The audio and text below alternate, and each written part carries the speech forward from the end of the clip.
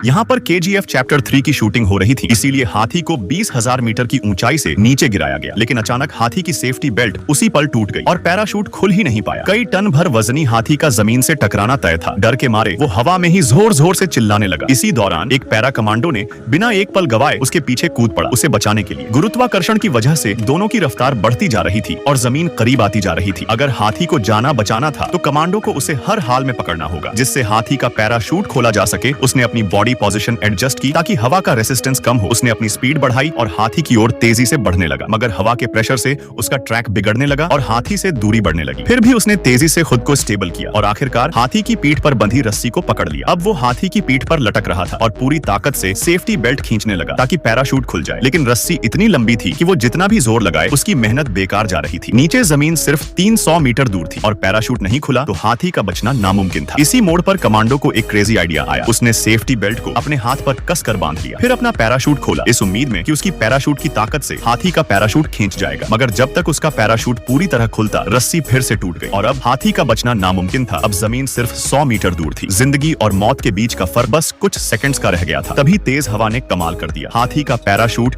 एक झटके में खुल गया और आखिरकार वो सुरक्षित जमीन पर उतर गया। बहादुर कमांडो के लिए एक लाइक और सब्सक्राइब।